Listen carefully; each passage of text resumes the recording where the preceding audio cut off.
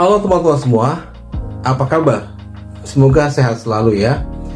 Baik, pada video kali ini saya ingin kembali sharing kepada teman-teman semua tentang satu hal yang sangat penting, yaitu bagaimana cara kita membuat sebuah tulisan yang berisi tentang perjalanan hidup kita, tetapi tidak membosankan, seru, dan diminati oleh banyak orang. Ya, jadi idenya sederhana, kita hanya menulis tentang perjalanan hidup kita, ya, tapi tidak membosankan dan seru, dan orang suka terhadap tulisan kita tentang pengalaman kita. Nah, teknik ini biasa digunakan oleh banyak para penulis inspiratif, ya, para motivator untuk menjelaskan tentang perjalanan hidup dia dari awalnya bukan siapa-siapa menjadi sesuatu yang luar biasa, ya.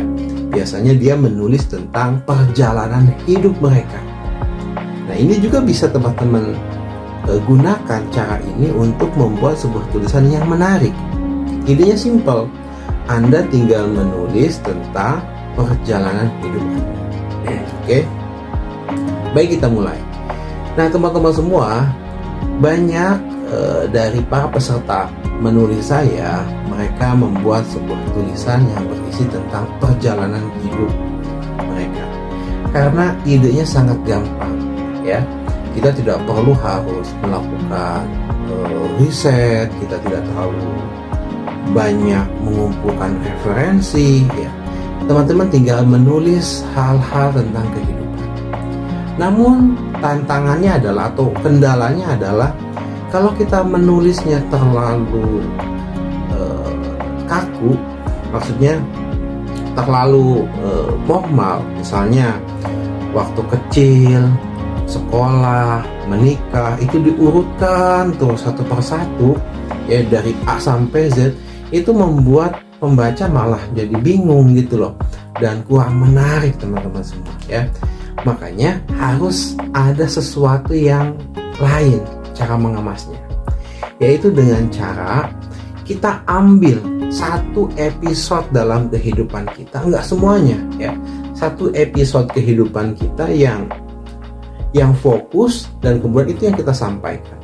Jadi kita tidak mesti harus membuatnya dari kecil, besar, ya kan, menikah, bekerja, enggak seperti itu, tapi ambil potret satu kehidupan kita. Misalnya contoh, teman-teman misalnya pernah lulus kuliah, ya, perjalanan atau pengalaman hidup ketika teman-teman lulus kuliah. Nah, coba itu dipotret, itu ditulis, ya, fokus. Jadi membuat sebuah buku yang berisi tentang pengalaman bagaimana kita bisa menyelesaikan kuliah dengan baik. Oke, jadi situ aja. Sehingga apa? Sehingga kan pembaca jelas, oh, kalau ingin tahu trik-triknya lulus kuliah dengan bagus, dengan cepat, ya tinggal baca buku ini, kan begitu.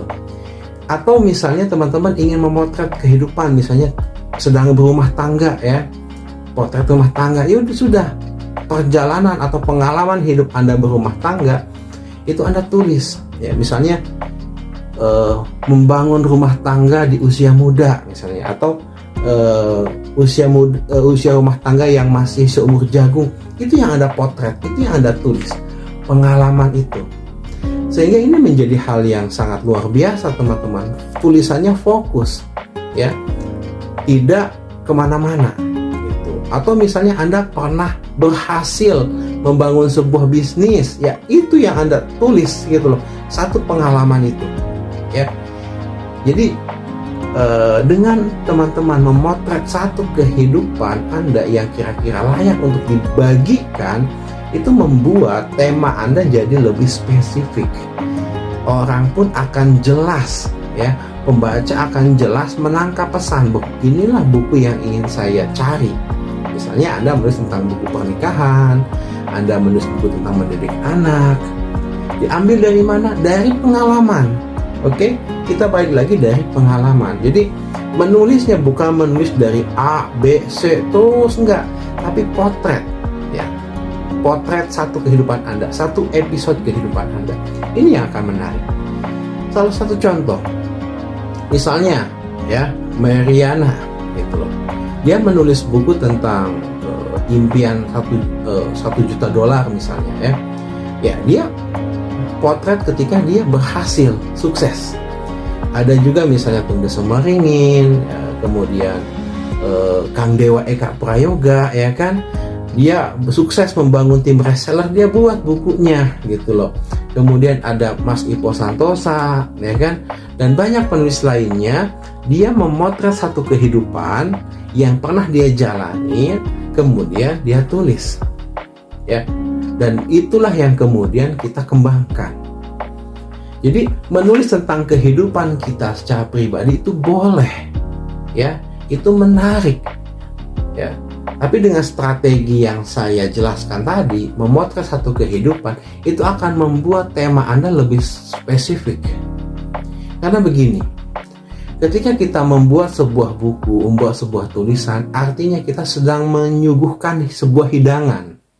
Ya, sebuah hidangan yang mana seorang pembaca itu akan menyantap hidangan itu ya, akan membaca tulisan kita ketika memang dia membutuhkan. Oh, dia butuh tentang bagaimana trik belajar. Oh, dia butuh tentang bagaimana cara berkomunikasi, public speaking. Oh, dia butuh bagaimana cara mendidik anak. Oh, dia butuh bagaimana mengawali rumah tangga. Itu seperti apa sih? Nah, itu. Jadi potret satu kehidupan. Saya juga seperti itu. Saya membuat sebuah buku tentang pengalaman hidup saya menulis sebuah buku, ya kan? Ya, itu yang kemudian saya tulis gitu loh.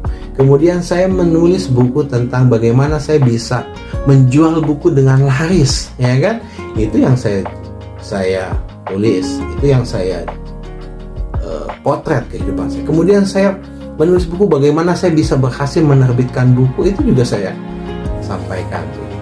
Jadi teman-teman semua, ketika teman-teman ingin membuat sebuah tulisan yang diawali atau diambil dari perjalanan hidup, gak mesti harus semuanya kayak buku biografi ya. Kan kalau biografi begitu ya, biografi itu dari A sampai Z, dari kecil, besar, sekolah, gitu, rumah tangga, dan sebagainya. Itu buku biografi modelnya seperti itu ya. Tetapi permasalahannya adalah kalau kita bukan siapa-siapa ya, kalau kita bukan orang yang terkenal, bukan tokoh publik, ya rasanya orang buat apa membeli ya kan, membaca buku perjalanan kita, kecuali kalau kita memang seorang tokoh, seorang ilmuwan, seorang penggagas besar, orang akan mencari.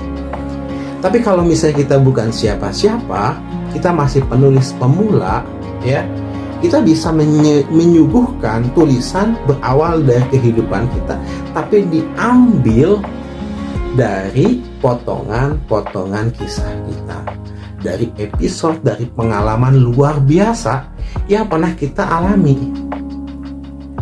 Bang, pertanyaannya bang, apakah hanya yang sukses-sukses aja, yang bagus-bagus aja? Enggak juga teman-teman semua ya.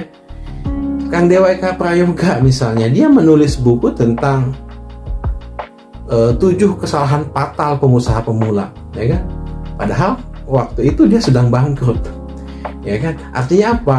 Sesuatu yang jelek, sesuatu yang bangkrut, sesuatu yang salah pun kita bisa tulis ya gitu. Untuk apa? Ya untuk jadi pembelajaran. Jadi nggak mesti harus sesuatu yang luar biasa gitu loh. Jadi hal yang biasa aja, kemudian bahkan mungkin hal-hal yang terpuruk, itu bisa kita tulis ya kan. Itu ya teman-teman semua, gimana? Paham nggak? Jadi kita menulis dari pengalaman pribadi itu luar biasa, tapi dengan teknik yang sudah saya jelaskan. Ambil satu episode dalam kehidupan kita, lalu fokus tulis itu. Ya coba pikirkan teman-teman semua. Misalnya Anda membuat satu buku, ya kan, diambil dari perjalanan menikah, misalnya bagaimana membina rumah tangga di awal-awal pernikahan, manajemen waktu, manajemen perasaan, Anda ungkapkan.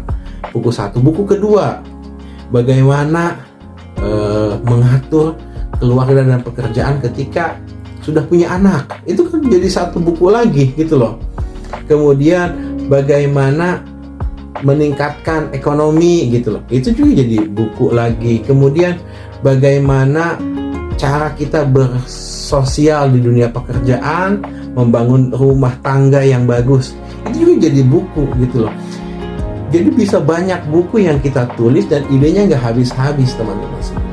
Gitu ya, paham? Mudah-mudahan sharing ini bermanfaat dan memicu teman-teman untuk bisa menulis lebih enak, lebih bagus, lebih diminati oleh pembaca.